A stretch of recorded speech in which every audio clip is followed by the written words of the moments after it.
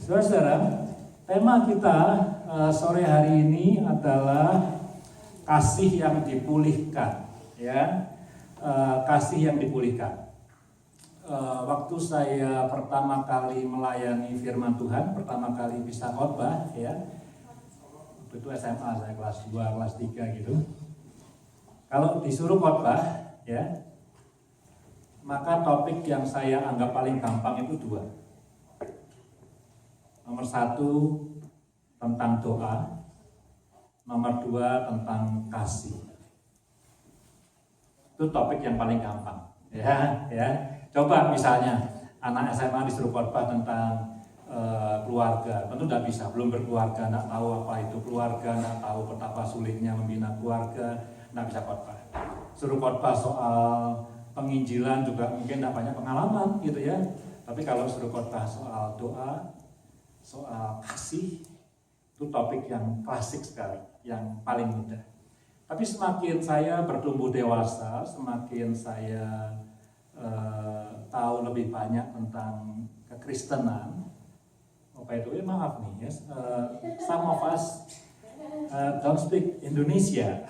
Just notice, please do translate whoever sit next to. Ya, Hero, thank you for stepping up. Jadi semakin saya dewasa dan semakin saya bertumbuh dalam iman Kristen, saya makin sadar bahwa kasih dan doa itu meskipun mudah disampaikan dalam khotbah, tapi sangat sulit untuk dilakukan. Ya. Sangat mudah untuk dikhotbahkan, sangat sulit untuk dilakukan. Mari kita baca bagian firman Tuhan. Yang pertama terkenal sekali dari 1 Korintus pasal yang ke-13, ya. Saya rasa sebagian dari Bapak Ibu sekalian barangkali hafal itu, ya, 1 Korintus pasal yang ke-13. 1 Korintus pasal yang ke-13.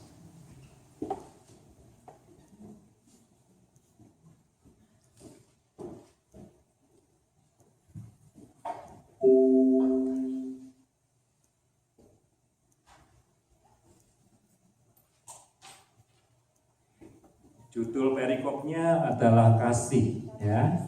Saya tidak akan detail, tapi saya akan baca semua karena tidak terlalu panjang dan ayat-ayat ini sangat baik sekali, ya. 1 Korintus 13 ayat 1 sampai 13, hanya 13 ayat. Sekalipun aku dapat berkata-kata dengan semua bahasa manusia, bisa bahasa Inggris, Jerman, Mandarin, semuanya, dan bahasa malaikat sekalipun, nggak tahu saya seperti apa itu. Tetapi jika aku tidak mempunyai kasih, aku sama dengan gong yang berkumandang dan canang yang gemerincing. Ya, kira-kira itu seperti kalau dalam peribahasa Indonesia, tong kosong nyaring bunyinya, kira begitu, ya. Sekalipun aku mempunyai karunia untuk bernubuat, jadi kira-kira bisa tahu akan masa depan, dan aku mengetahui segala rahasia dan memiliki seluruh pengetahuan, dan sekalipun aku memiliki iman yang sempurna, bayangkan, iman yang sempurna untuk memindahkan gunung, tetapi jika aku tidak mempunyai kasih, aku sama sekali tidak berguna, useless. Dan sekalipun aku membagi-bagikan segala sesuatu yang ada padaku, bahkan menyerahkan tubuhku untuk dibakar, apalagi yang kurang ini, ya. Tetapi jika aku tidak mempunyai kasih, sedikit pun tidak ada faedahnya bagiku. Kasih itu sabar, kasih itu murah hati, tidak cemburu, tidak memegahkan diri, dan tidak sombong, tidak melakukan yang tidak sopan, dan tidak mencari keuntungan diri sendiri, tidak pemarah, tidak menyimpan kesalahan orang lain, tidak bersukacita karena ketidakadilan, tetapi karena kebenaran. Ia menutupi segala sesuatu, percaya segala sesuatu, mengharapkan segala sesuatu, sabar menanggung segala sesuatu. Kasih tidak berkesudahan, nubuat akan berakhir, bahasa roh akan berhenti, pengetahuan akan lenyap, sebab pengetahuan kita tidak lengkap dan nubuat itu tidak sempurna. Tetapi jika yang sempurna tiba, maka yang tidak sempurna itu akan lenyap. Ketika aku kanak-kanak, aku berkata-kata seperti kanak-kanak, aku merasa seperti kanak-kanak, aku berpikir seperti kanak-kanak. Sekarang sesudah aku menjadi dewasa, aku meninggalkan sifat kanak-kanak itu. Karena sekarang kita melihat dalam cermin suatu gambaran yang samar-samar, tetapi nanti kita akan melihat muka dengan muka. Sekarang aku hanya mengenal dengan tidak sempurna, tapi nanti aku akan mengenal dengan sempurna, seperti aku sendiri dikenal. Ayat terakhir, demikianlah ketiga hal ini, iman, pengharapan, dan kasih. Dan yang paling besar di antaranya ialah kasih. Mari kita berdoa. Bapa di surga, terima kasih untuk kasih-Mu Tuhan.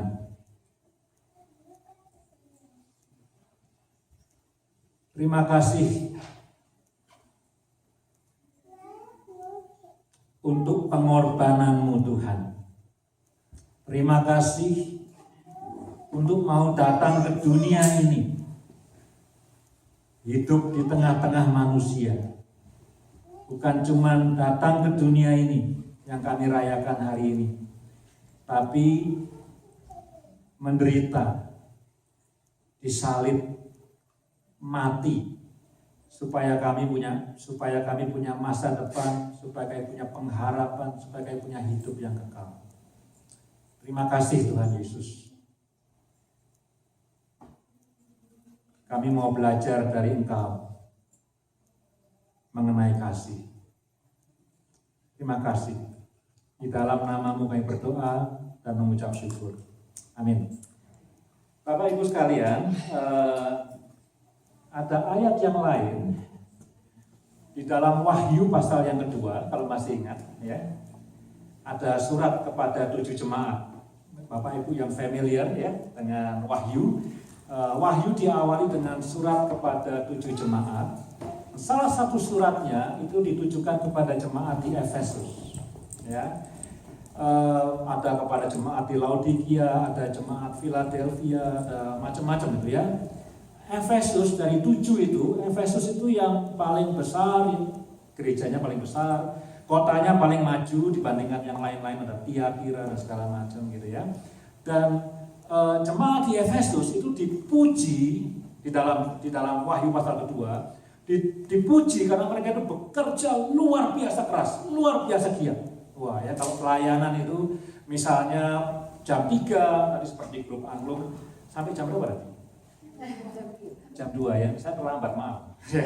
Saya malah kalah cepat dengan mereka ya. Itu giat sekali. Misalnya ibadah mulai jam 3, jauh-jauh sebelum ibadah mulai sudah ke sini. Ini tak ngepas katanya gitu ya. Ibadah udah selesai, semua udah pulang, masih bersihkan gereja. Giat sekali. Persembahan perpuluhan tak pernah absen, apalagi. Pokoknya sibuk sekali. Itu dipuji. Jadi I commend you, dipuji jemaat Efesus. Tapi cuma satu aja yang dikritik. Katanya kamu lupa sama kasihmu yang mula-mula. Masih ingat ya? Ya, first love.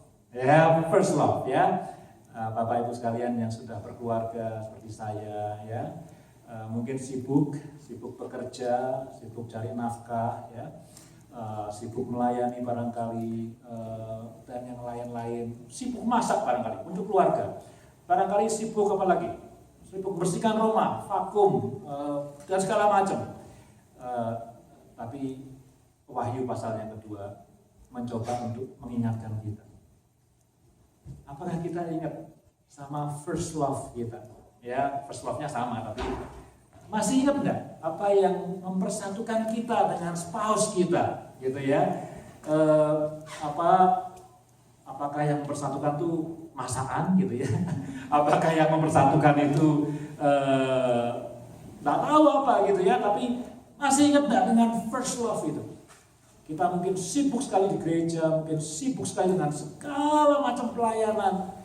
Tapi kita ingat nggak dengan first love yang kita punya kepada Tuhan? Nah, saudara, dari bacaan baik di 1 Korintus 13 yang kita baca tadi dan di Wahyu 2 yang saya cerita ini, ada satu kesimpulan, ya, bahwa kasih itu lebih daripada apa yang kita lakukan.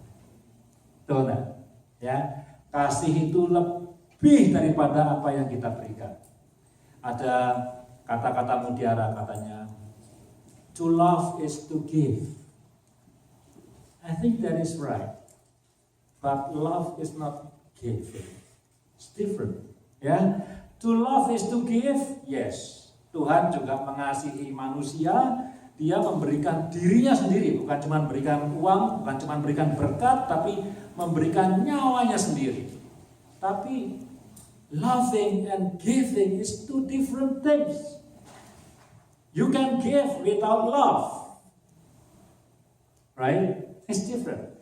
Ada yang bilang kalau to love is to serve.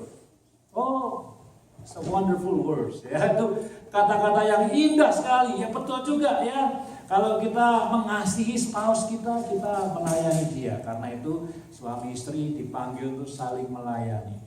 But to serve is different from to love. It's different. Ya, maka itu jemaat di Efesus, kamu sibuk sekali, kamu giat sekali dalam pelayanan. Tapi kamu lupa sebenarnya kan kasihmu itu, kamu lupa. Ya, tadi di Korintus bisa segala macam bahasa, sampai bahasa malaikat. Saya tidak tahu seperti apa itu. Ya. Bisa bernubuat dan segala macam. Tapi tanpa kasih seperti tong kosong yang nyaring bunyinya.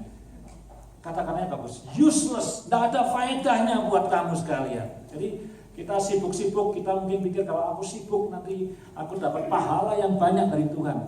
Korintus bilang tidak ada faedahnya buat kamu. Useless. Sampai keringetan, sampai memberi, tadi Korintus ingat ya, sampai engkau memberikan dirimu untuk dibakar sekalipun. Tidak ada faedahnya buat kamu, kalau tanpa kasih. Ya, jadi itu yang pertama yang saya mau sampaikan, bahwa kasih itu, yes, to love is to give, yes, to love is to serve, tapi to love is different from giving, to love is different from serving. Satu yang jauh lebih dalam. Nah, apa itu? Korintus sudah bilang tadi ya, kasih itu apa? Sabar, lemah lembut. Nah, saya ulang lagi ya. Nggak menyombongkan diri, ada lagunya tuh ya, nanti di rumah boleh nyanyi tuh, kasih gitu, dan seterusnya ya. Saya nggak bisa nyanyi soalnya ya. Nah, itu yang pertama saudara ya. Yang kedua, jadi kasih itu ingat ya, jadi saya bukan mengatakan oh aku sudah giat pelayanan tidak ada gunanya, itu bukan maksud saya, tapi firman Tuhan hari ini mengingatkan kita untuk apa itu ya, mendiagnosa apakah di balik semua pelayanan kita, di balik semua yang kita korbankan, di balik semua yang kita berikan, apakah ada kasih di situ? Karena kasih itu lebih dalam dari sekedar aktivitinya, ya, tapi ada kesabaran, ada kelemah lembutan, ada tidak meninggikan diri, ada apalagi itu tadi yang kita baca, ya. Yang kedua, beberapa waktu yang lalu saya ngobrol dengan teman saya sudah sharing di beberapa minggu lalu, saya ngobrol dengan teman saya waktu saya kerja, dan kemudian dia tanya sama saya, Eri, kalau kamu ingat Tuhan, sebutkan atau apa yang jadi favorit kamu tentang Tuhan. Ya, dia tanya gitu, apa yang jadi favorit kamu tentang Tuhan? Saya bilang kesetiaannya. Dia bilang sama saya, jangan langsung jawab. Oh iya, saya pikir dulu ya, apa ini ya? Saya bilang kesetiaan. Ya, lalu saya jelaskan kenapa kan kesetiaan kan cuma satu ya. Saya jelaskan karena seringkali saya tidak setia sama Tuhan, tapi Dia tetap setia sama saya. Ya, kalau manusia, misalnya ini ambil contoh ya, saya tidak mau terjadi di sini gitu ya. Kalau ada suami istri salah satunya tidak setia, Maka pihak lainnya, ya kalau yang satunya sudah melanggar perjanjian, aku bebas sekarang. Aku tidak terikat lagi, karena perjanjian dilanggar kan berarti kontraknya putus, kira-kira begitu kan. Jadi yang satu tidak setia, ya sudah, bye-bye. Tapi Tuhan itu luar biasa, karena apa? Kita tidak setia, dia tetap setia. Ya, nah, mari kita lihat Yeremia 31 ayat 3. Ya, Yeremia 31 ayat 3. Catat apa-apa. Ini ayat favorit saya, dan saya mendapatkan ayat ini tahun 2001. Sebelumnya tidak pernah baca ayat ini. Nanti saya cerita kenapa saya bisa ketemu ayat ini. Ya, Yeremia 31 ayat yang ketiga.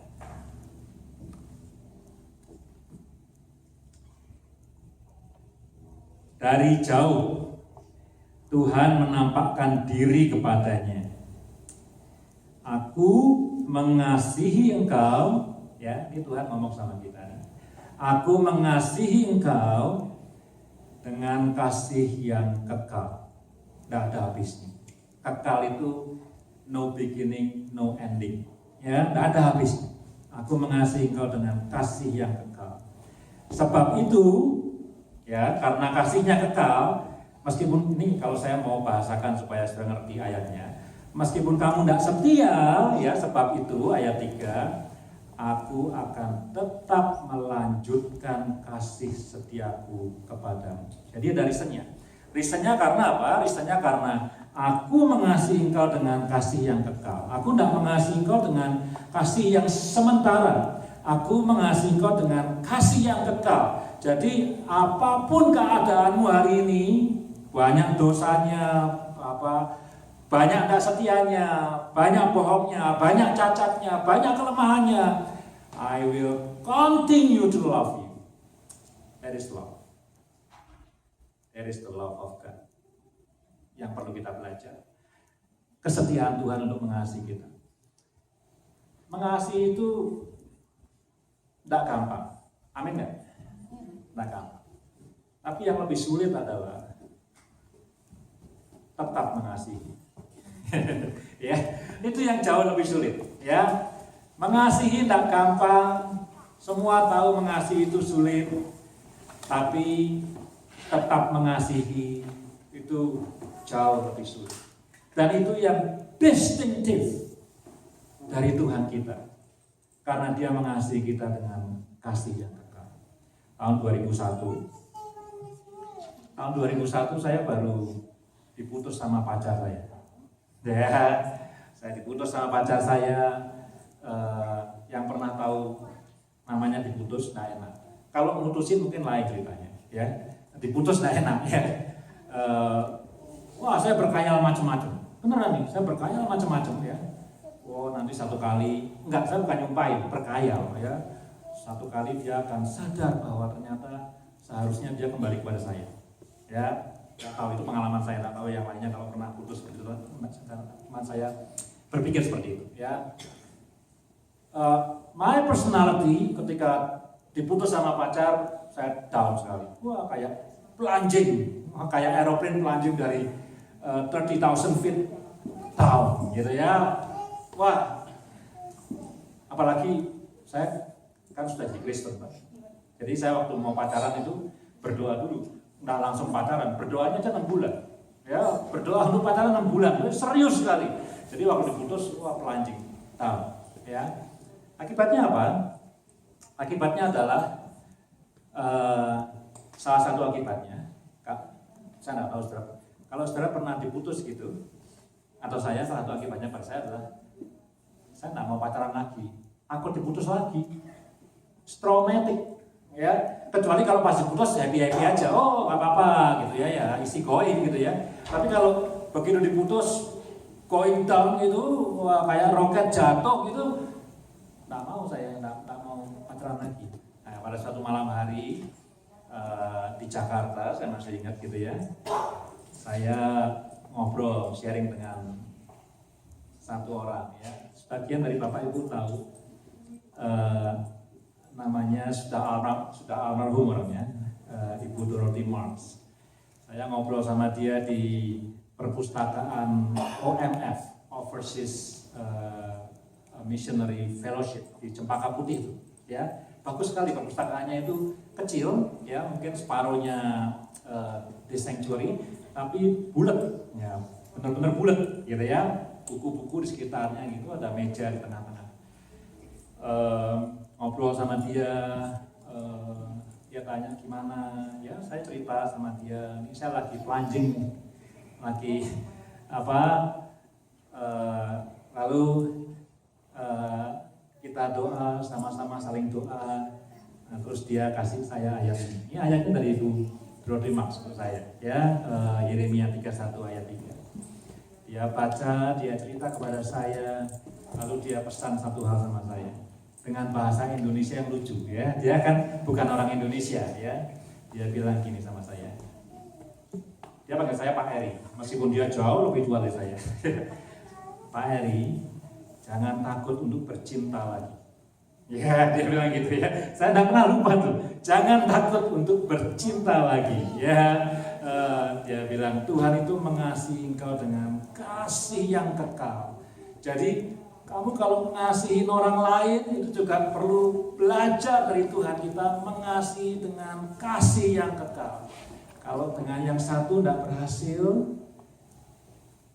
kamu mesti punya kasih. Kasihmu tetap, kasihmu tidak hilang. Meskipun orang yang kau kasih itu tidak mau sama kamu. Saudara, Tuhan Yesus nanya 3 kali. Yang pertama dijawab lancar, ya. Yang kedua dijawab lancar. Yang ketiga, maka sedihlah hati Petrus, ya. Ini kalau saya bikin drama nih, ya. Nanti kalau misalnya bisa bikin drama gitu, ya, tentang perikop ini. Yang ketiga, Petrus jawab tidak lancar. Ya, sedih dia, mungkin mau nangis. Dia bilang, ya Tuhan, kamu tahu segala isi hatiku. Aku mengasihi. Nah, tentu pertanyaannya adalah apa yang membedakan yang pertama, kedua, dan yang ketiga, right? Apa yang membedakan dua yang pertama dengan yang ketiga? Kenapa yang pertama jawabannya lancar, yang kedua jawabannya lancar, kok yang ketiga sedih Petrusnya? Ya, nah. Ini memang dealing dengan bahasa Yunani, gitu, ya. Bahasa Yunani yang gampang sekali. Di dalam bahasa Yunani itu ada beberapa kata untuk kasih, ya. Jadi bahasa Yunani itu bahasa yang precise, ya. Satu kata gambarkan locate a specific particular meaning, gitu, ya. Kalau kita ngomong kasih dalam bahasa Indonesia, very general, ya, umum sekali.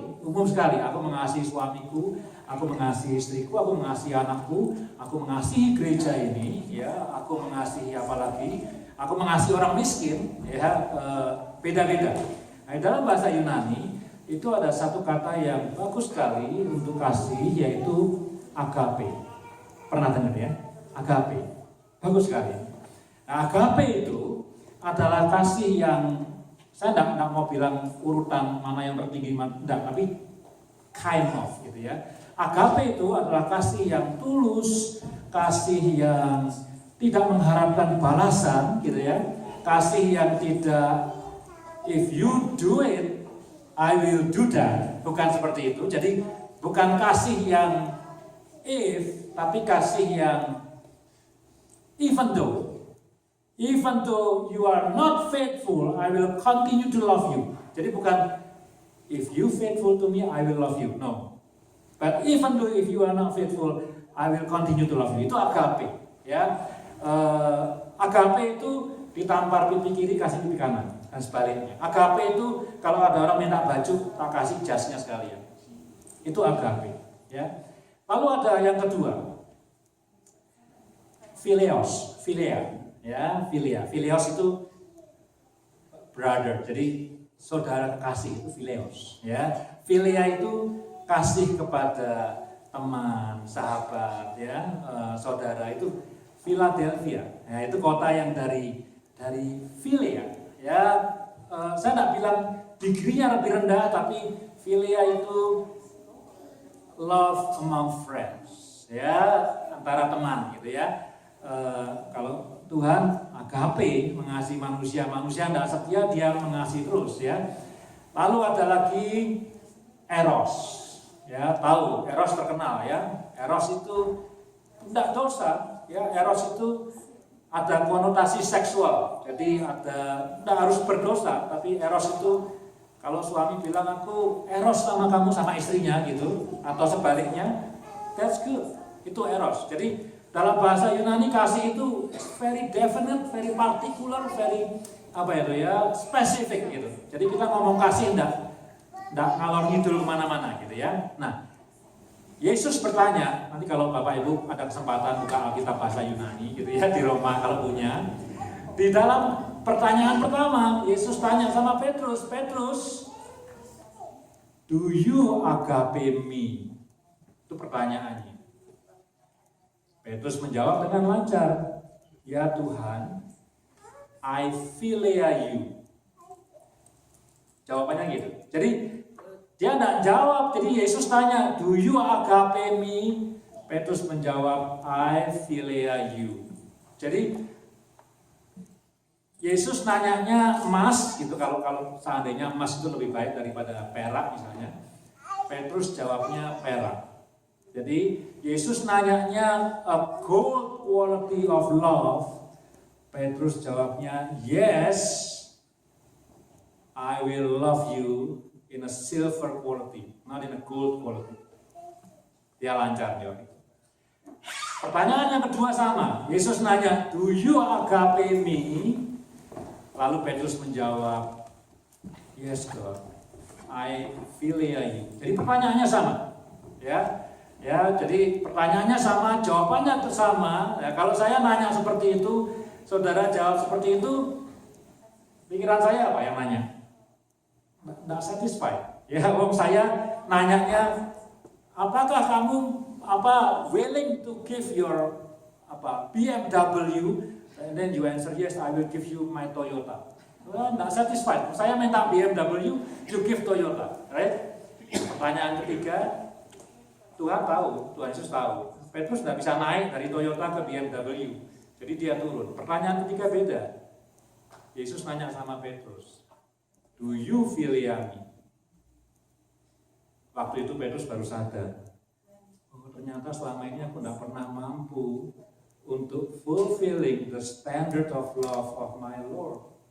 Sebelumnya dia tidak sadar dia, do you agape me?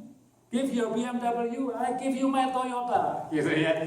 Give me your BMW, I give you my Toyota. Ketika Tuhan Yesus sadar bahwa Petrus tidak bisa memenuhi apa yang dia minta, dia turunkan. Will you give your Toyota?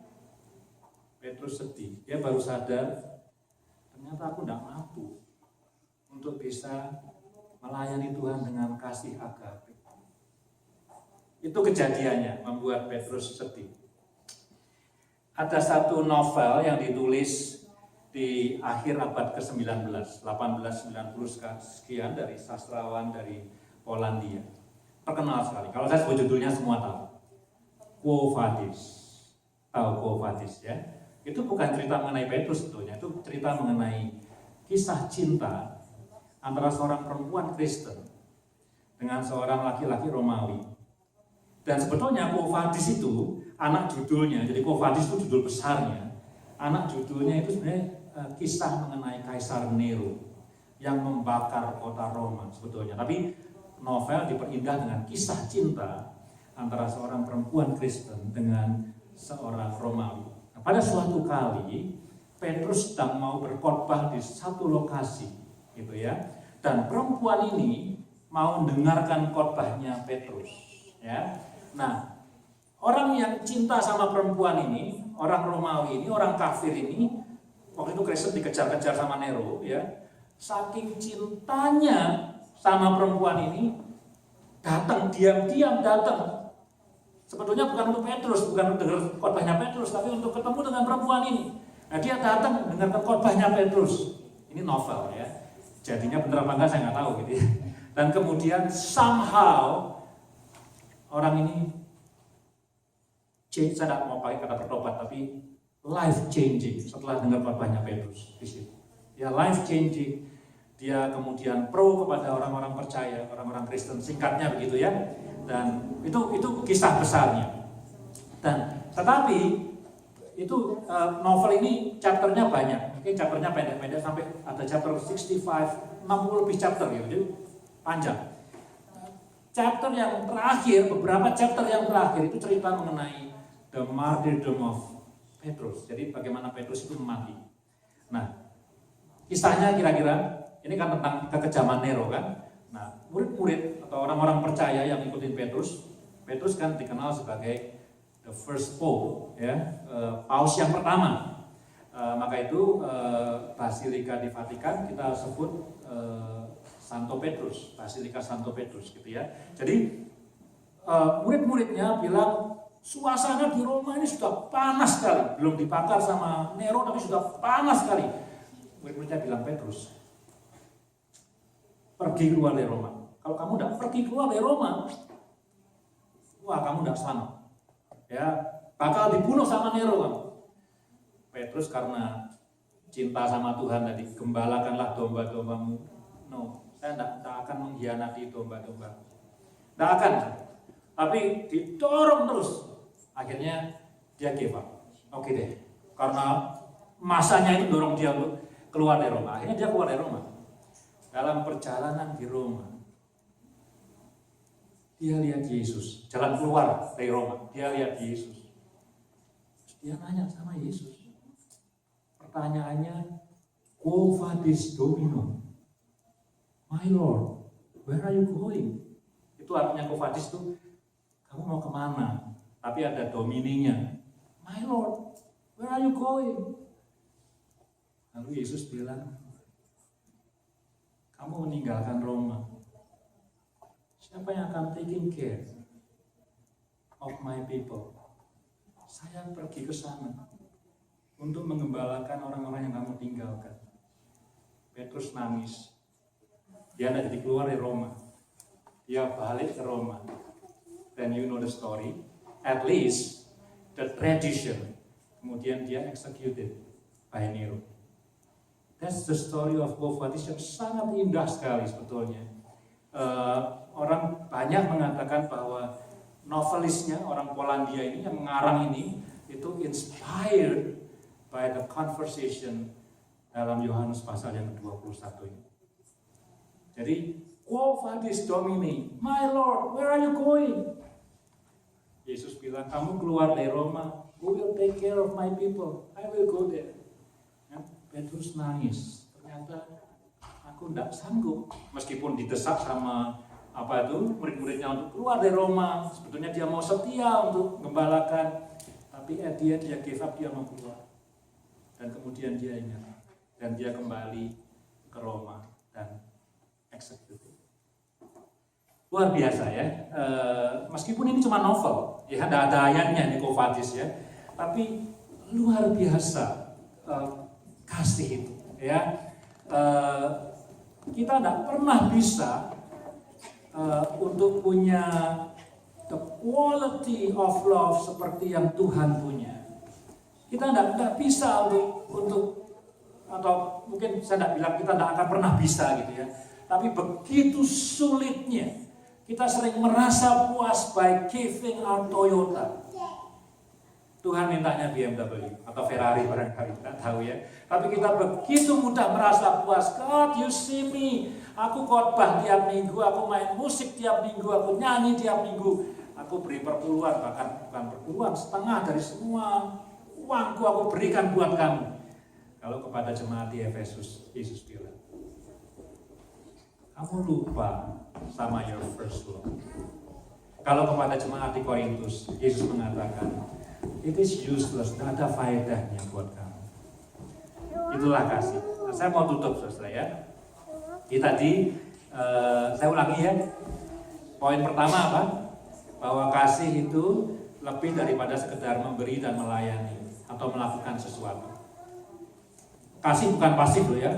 Tetap harus memberi, harus melayani, harus melakukan sesuatu, tapi tidak sama. Kasih itu jauh lebih dalam daripada itu. Yang kedua, Kasih yang kita kejar, yang kita mau pelajari adalah kasih yang kekal. Ya, kasih yang tidak sementara. Dan yang ketiga, kita mau belajar untuk bisa mengasihi kasih agape, bukan kasih yang if, tapi kasih yang even though. Ini yang terakhir. Ada satu pendeta dari Uganda nulis buku. Bukunya judulnya The Distant Grief. Dijual di Amazon, nanti cari sendiri. Ya, dijual di Amazon, Distant Grief. Pendeta ini hidup dalam zaman Idi Amin. Masih ingat Idi Amin? Benci sama orang Kristen Idi Amin ini. Teman-temannya dibunuhin sama Idi Amin, ditangkepin. Pendeta ini sembahyang terus, ya. Saya tidak bilang pendeta lain kurang sembahyang, enggak, gitu ya. Tapi dia bersaksi karena dia berdoa, itu dia heran. Mau ditangkap, lolos terus dia. Teman-temannya udah ditangkap, dibunuh, ya. Silakan beli di Amazon bukunya. Distant Grieving. Sampai kemudian ada yang bisa menyelamatkan dia dan bawa dia ke Amerika Serikat. Jadi pendeta ini selamat dari Idi Amin, pindah ke Amerika Serikat. Terus dia ngajar sekolah Alkitab, dia khotbah di Amerika berapa tahun, sampai satu kali dia merenung. Something wrong. Dia bilang, waktu aku di Uganda, aku harus berdoa setiap jam supaya aku tidak ditangkap sama Idi Amin. Hidupku ini terancam. Aku mesti berdoa. Aku mesti puasa. Di Amerika sini aku tidak berdoa seminggu. Aku aman-aman aja. Aku tidak berdoa sebulan, tidak ada yang bunuh aku. Tidak ada yang ngejar-ngejar aku. Ya, dia missing something. Waktu di Uganda, untuk bisa ibadah dengan diam-diam gitu. Mungkin Pak David tahu tuh kalau gereja Buah Tanah. Mesti berdoa, mesti nangkeng gitu ya supaya bisa dengan selamat ibadah. Di Amerika kok masuk gereja kok nyantai-nyantai aja nih. Bisa pakai jas, bawa Alkitab bisa ditenteng dengan openly gitu ya. I miss something. Dia bilang relasi dengan Tuhan tidak kelihatan lagi gitu, rasanya kok tidak butuh hidup dengan baik. Kita hidup di Kanada seperti itu, right? You don't pray ya, tetap hidup besok. Nggak puasa minggu depan ya masih ada ibadah di tempat ini. That's grieving, itu grieving buat dia. Distant grief. Dia pengen hidup di Uganda nggak enak, bisa dibunuh sama Idi Amin, tapi dia rindu zaman di Uganda, ya, rindu sama his first love. Berapa minggu yang lalu saya bersaksi ya. Saya bukan orang hebat, tapi saya mau bersaksi yang saya sudah saksikan di sini. Sebelum saya bekerja, cuman on Christmas ini saya bekerja dengan satu lembaga namanya Samaritan Spurs. Waktu training hari pertama kita dibagi kelompok.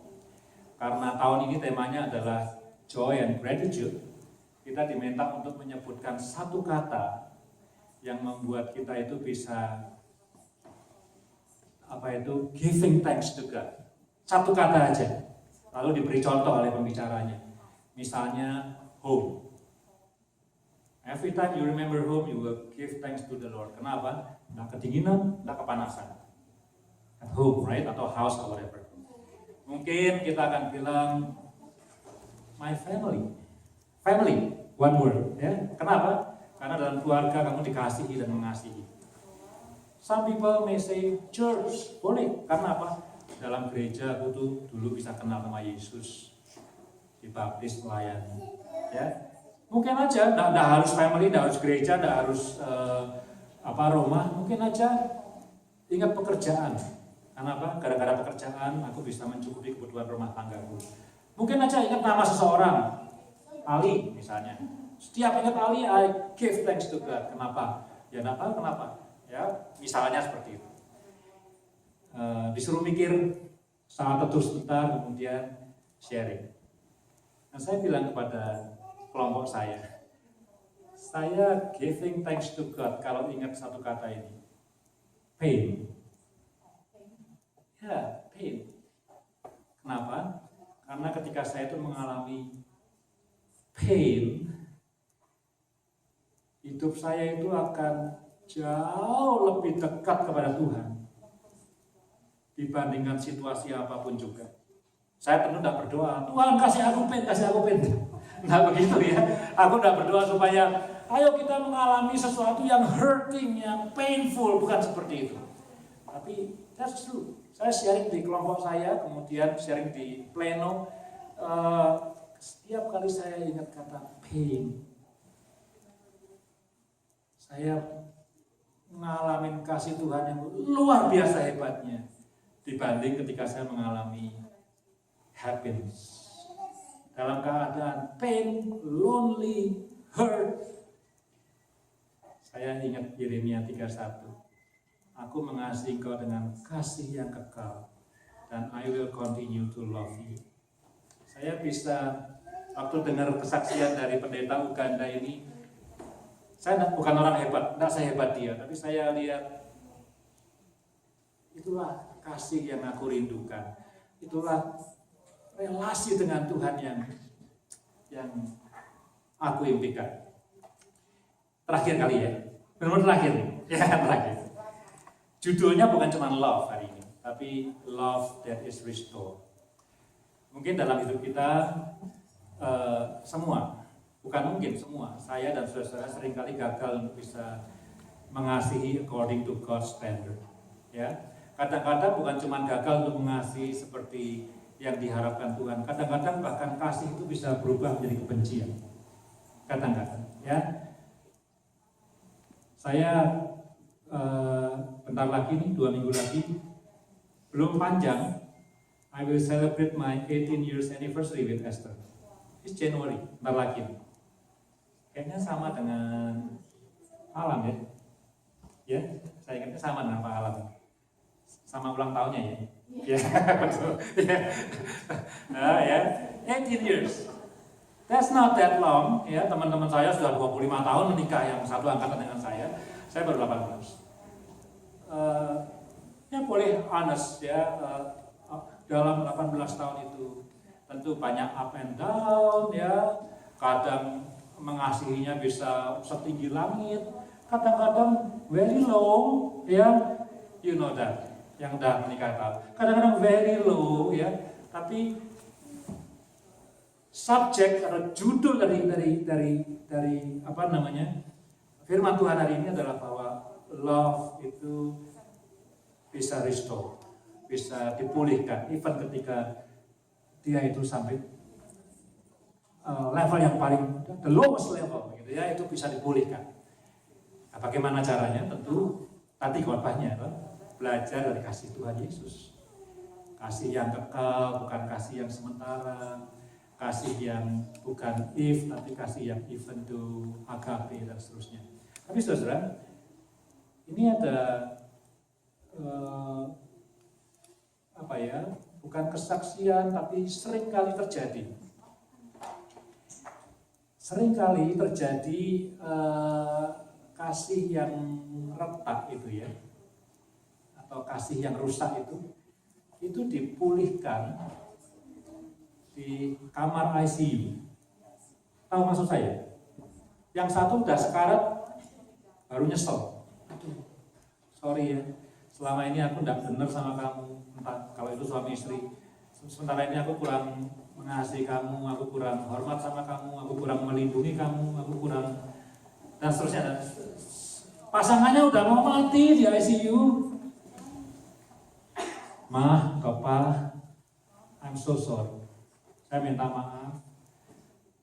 Kalau saya tidak mengampuni kamu selama ini, sekarang aku mau mengampuni kamu. Atau sebaliknya, tolong ampuni aku kalau aku berbuat salah sama kamu. The love is restored, next day one of them died. Unfortunately. Tapi, praise God, kalau itu terjadi. Even though seconds before death. Ya, sering kali. Kemarin saya baca teman posting di Instagram, dia seorang konselor. Dia posting 5 hal yang sering disesali orang ketika dia dalam nafas-nafas terakhirnya. Ya, sebelum meninggal. Ini survei gitu ya. Ditanya apa yang membuat kamu nyesel, sudah mau ending ini life-nya. Ada 5 hal yang common ya. Salah satunya itu ya, sehingga kenapa ya restoration terjadi di kamar ICU at the end of my life. Kenapa tidak 5 tahun yang lalu terjadi restorasi? Itu normal. Tapi ada satu lagi, kadang-kadang restorasi terjadi di kamar jenazah. Ya. Keluarga saya ngalami ya. Saya cerita ya. Di keluarga saya ada satu level dengan emak sama engkong saya yang tidak menikah. Kakak berarti tidak menikah, tinggal bersama. Setelah dia tua, dia pilih salah satu keponakannya. Dia tinggal sama keponakannya. Lalu dua-duanya meninggal. Ya kan? Kaya sekali enggak, dia punya rumah kan. Sebelumnya punya rumah, lumayan itu ya, jual ya. Singkat cerita, keponakannya ini tante dan om saya. Tidak tante om langsung, tapi komconya satu gitu ya. Merasa berhak untuk ambil warisan rumah yang dijual karena foundationnya apa? Karena last years of their life itu mereka taking care. Ya. Sejak itu om tante saya ini dikucilkan sudah dan diajak ngomong lagi. Ya. So simple, that happens in my family. Sampai kemudian mak saya langsung, jadi mak saya itu om tantenya dari om tante saya yang dikucilkan itu ya, jangan bingung ya. Sampai satu kali mak saya meninggal, ya. Saya ngingetin ya. Saya ingetin om tante saya langsung, jadi adik-adiknya papi saya ingetin. Apa kita tidak ngundang keluarga itu? Tidak ada yang mau. Tidak mau, udah. Sampai papi saya bilang, you call them. Terus saya telepon. Mereka datang. Ya di depan peti jenazah ya, datang. Tapi praise God, masih bisa ada reconciliation. Kalau tidak di kamar ICU, di ruang jenazah masih bisa ada reconciliation from a broken love. Kenapa saya cerita ini? Saya berharap kalau ada di antara kita yang barangkali mengalami love that is broken, atau yang cacat, atau yang robek, atau yang apa saja namanya, hurting atau pain, jangan nunggu di kamar ICU, right? Jangan nunggu di kamar jenazah nangis-nangis gitu ya. Kenapa enggak setelah ibadah ini kita beresin ya, enggak mudah membereskan, tapi kasih itu tadi katanya sabar ya, rendah hati, 1 Korintus, tidak mementingkan diri sendiri segala macam. Kenapa enggak kita bereskan? Kalau kita bereskan hari ini, kita akan menikmati hidup yang jauh lebih bagus di tahun-tahun berikutnya. Daripada kita hidup tersiksa bertahun-tahun kemudian diberesin di kamar ICU yang satu tidak bisa apa-apa, ya sudah, gitu ya. Kenapa tidak kita bereskan hari ini? Restoration of love is possible. That is the message. Mari kita berdoa bersama-sama. Vero mungkin mau siap-siap.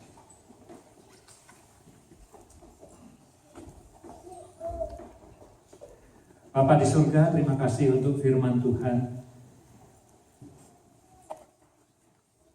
Tapi lebih daripada firman yang Kau sampaikan Tuhan.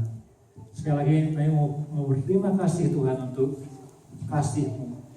Kasih yang agape. Kasih yang tidak conditional, tapi kasih yang unconditional. Kalau kami bisa ada seperti sekarang ini Tuhan, because your love is unconditional. Banyak kali kami ingin lari daripada Tuhan, banyak kali kami ingin meninggalkan Tuhan. Banyak kali kami hidup melawan Tuhan. Tapi seperti firman Tuhan dalam Yeremia, I will continue to love you. Tolong kami Tuhan, anak-anak-Mu ini, untuk bisa memberikan, untuk bisa mengasihi seperti Engkau mengasihi kami Tuhan Yesus. Kalau ada di antara kami yang sedang mengalami keretaan dalam kasih, baik itu antara spouse, baik itu dengan teman sekerja, baik itu antara orang tua dengan anak, antara menantu dengan mertua, atau siapa saja, teman sepelayanan, tetangga, atau siapa saja. Kiranya firman Tuhan hari ini boleh mengetuk hati kami Tuhan, untuk membereskan, menyembuhkan, membalut keretaan dan luka-luka itu Tuhan. Terima kasih Tuhan Yesus. Hari ini kami diyakinkan bahwa restoration of love is possible. Is possible. Di dalam nama Tuhan Yesus, kami berdoa dan mengucap syukur. Amin.